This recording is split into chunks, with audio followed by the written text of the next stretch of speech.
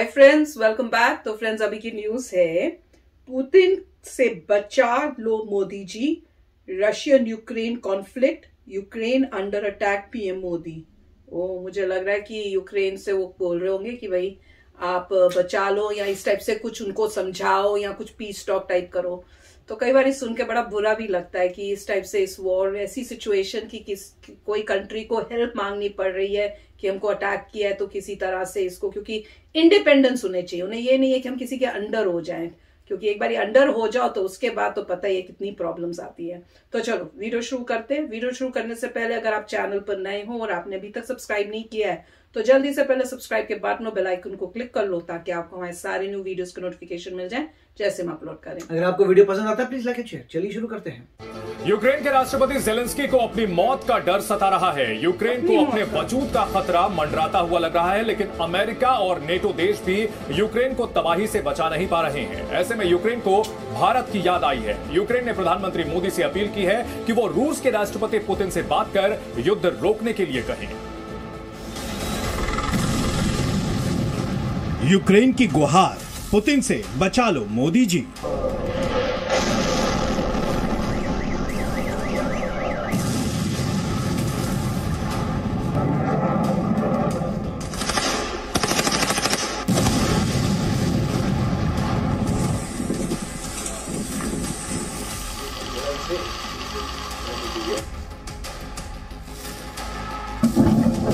रूस और यूक्रेन के बीच युद्ध के 11 दिन हो गए हैं। यूक्रेन का अब शायद ही कोई शहर बचा हो जो रूस के हमले का निशाना ना बना हो। शहर शहर तबाही और बर्बादी के निशान दूर दूर तक देखे जा सकते हैं। यहाँ तक कि यूक्रेन के राष्ट्रपति वोलोदिमीर जेलेंस्की को भी डर सता रहा है कि आज की रात उनकी आखिरी रात ना हो। यूक्रेन के राष्ट्रपति जेलेंस्की ने अमेरिकी सीनेटर्स से कहा है कि उन्हें लगता है कि अब वो ज्यादा वक्त तक जिंदा नहीं रहेंगे। बम बारूद के धमाके कब यूक्रेन के राष्ट्रपति जेलेंस्की को अपनी चपेट में ले लेंगे, ये बात यूक्रेन को अच्छे से समझ में आने लगी है। इसलिए यूक्रेन ने पुतिन के कहर से बचाने के लिए भारत के प्रधानमंत्री नरेंद्र मोदी से गुहार लगाई है। रूस के ताबड़तोड़ हमले में यूक्रेन की आत्मा तक कांपी है। ऐसे में रूस के साथ भारत की पुरानी दोस्ती और पीएम मोदी का दुनिया में ऊंचा कद यूक्रेन की इस गुहार की सबसे बड़ी वजह मानी जा रही है।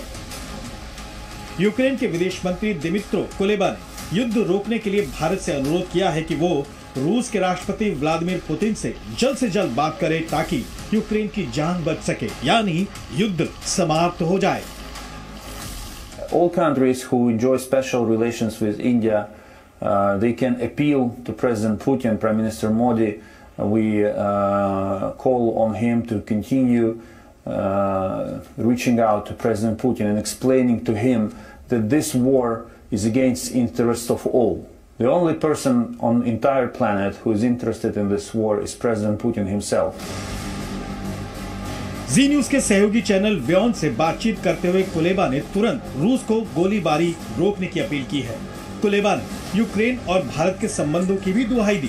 कुलेबा ने कहा कि भारत यूक्रेन के कृषि उत्पादों का बड़ा उपभोक्ता देश है। जाहिर है प्रधानमंत्री मोदी दुनिया के उन चंद विश्व नेताओं में से एक हैं जिनकी बात का असर दुनिया की महाशक्तियों को भी होता है। सभी देशों से भारत के अच्छे संबंध हैं। फ्रांस, जर्मनी, यूएसए, यूके, किसी के भी नाम ले लीजिए आप। तो उन सबको देखते हुए भारत को किसी भी देश का पक्ष लेना एक परेशानी की स्थिति उत्पन्न कर सकता है। युद्ध खत्म होना चाहिए, बातचीत होनी चाहिए, कूटनीतिक तरीके से बातचीत हो, ये युद्ध खत्म हो। ये बिल्कुल सही एक तरह से हमारा निर्णय है। यूक्रेन का ये बयान ऐसे वक्त पर आया है जब भारत अपने नागरिकों को युद्ध मैदान के बॉर्डरों से सही सलामत भारत लाने में जुटा है, जबकि रूस लगातार यूक्रेन के सैन्य ठिकानों समेत चप्पे चप्पे को बारूद के धुएं में उड़ा रहा है। रूस के राष्ट्रपति पुतिन यूक्रेन से इतने गुस्से में है कि अगर यूक्रेन ने खुद से पीछे कदम नहीं हटाए तो उसका वजूद ही खत्म हो जाएगा। А там из-за океана еще и помогут это сделать.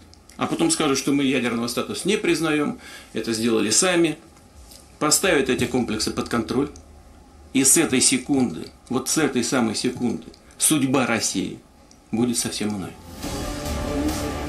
ऐसा नहीं है कि घबराया हुआ यूक्रेन भारत से पहली बार ऐसी गुहार लगा रहा है। बहुत बारी बोला। इससे पहले भी यूक्रेन के भारत में राष्ट्रदूत पीएम मोदी से मदद की गुहार लगाते रहे हैं। I don't know how many world leaders Putin may listen to, but the status of Modi ji makes me hopeful that in case of his strong voice, Putin at least should think over. प्रधानमंत्री मोदी खुद भी दुनिया को ये संदेश देते रहे हैं कि किसी भी मसले का हल युद्ध से नहीं, बातचीत से होना चाहिए। दूसरी ओर रूस और यूक्रेन के राष्ट्रपतियों से भारत पहले से ही संपर्क में है और बातचीत करने की सलाह दोनों देशों को दे चुका है। यही नहीं, संयुक्त राष्ट्र में भी भारत हर बार रूस के खिलाफ वोटिंग से दूरी बनाए हुए है। दूसरी ओर भारत यूक्रेन में फंसे अपने नागरिकों को जंग के बीच से सुरक्षित लाने का प्रण लिए हुए है। ब्यूरो रिपोर्ट, जी मीडिया। तो फ्रेंड्स, है तो बहुत ही सैड सिचुएशन, खासकर जब आप इतनी डिस्ट्रक्शन देख रहे हो एक कंट्री की, जहाँ पे इतनी बड़ी बड़ी सुंदर बिल्डिंग्स, जहाँ पे इतने मेडिकल स्कूल्स और कॉलेजेस थे कि यहाँ से इंडिया से और दूसरी जगहों से बच्चे खास जा रहे थे पढ़ने के लिए, सब डिस्ट्रॉय हो गया है। और देख के दुख भी होता है कि वहाँ के जो लोग हैं, वहाँ के जो खुद जो प्रेसिडेंट है, एम्बेसडर्स जो है, वो रिक्वेस्ट कर रहे हैं कि किसी तरह से वॉर रुक जाए। वो जहां भी कोशिश कर पा रहे हैं वो वहां, या यूएसए से भी कर रहे हैं प्लीड, मतलब नेटो से भी प्लीड कर रहे हैं, मोदी जी से भी प्लीड कर रहे हैं, क्योंकि ऑब्वियसली उनके ऊपर अटैक इतना भयंकर हुआ है एंड उनके पास इतनी तो कैपेबिलिटी नहीं है कि उनको वो हरा सके। ये है कि अटैक में लड़ते जरूर रहेंगे पर उनको मतलब जीतने की तो चांसेस बहुत ही कम है।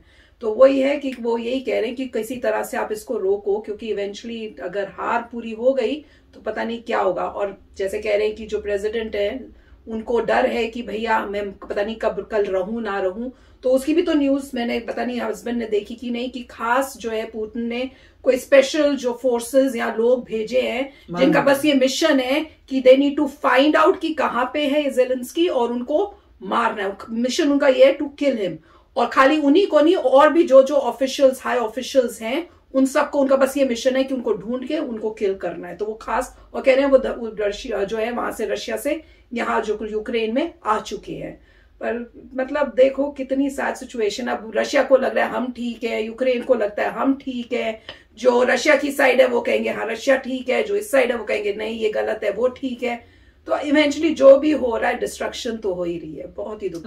काफी प्रॉब्लम ये है कि सिविलियंस की जान जा रही है और हमारे स्टूडेंट्स फंसे हुए थे। मेरे ख्याल से ऑपरेशन गंगा का लास्ट आज होना था ऑपरेशन, और कहा भी गया था कि सीज फायर दोबारा हो गया है। जहां जहां इंडियन स्टूडेंट्स हैं वहां पे सीज फायर हो गया, जिससे सभी वहां से निकल जाएं, मगर सिर्फ रशिया के अंदर जा सकते हैं।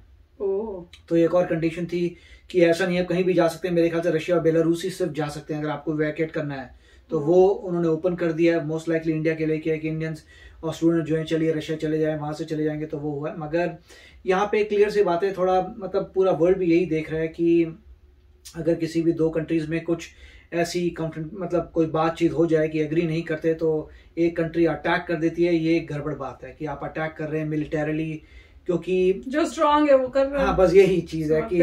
और दूसरी बात ये है, आप ये भी एंगल देखिए, मान लीजिए कोई छोटी कंट्री है साइज में अपने साथ वाली कंट्री से जो बहुत बड़ी है, नॉर्मली लोग बड़ी कंट्री के प्रेशर में आ जाते हैं। हाँ, पर ये आए नहीं। तो आप स्ट्रेंथ नजर आती है, आप किसी भी एंगल से देखिए, हर एक के अपने एंगल है। एक एंगल ये भी है, देखिए यूक्रेन छोटा देश है, उसको पता है उसकी मिलिटरीली पावरफुल नहीं है। उस केस में वो मान लेता रशिया की बात, काम खत्म। मगर वो नहीं, उस अपने पॉइंट से वो डटे रहे कि चाहे हम छोटे लोग हैं, छोटे इन द सेंस कि लोग छोटे नहीं है, मिलिटरीली हमारे पास चाहे कम है, हमारी लैंड कम है, हम मिलिटरीली हम उतने स्ट्रांग नहीं है, मगर हम अपने रिजॉल्व में पक्के हैं।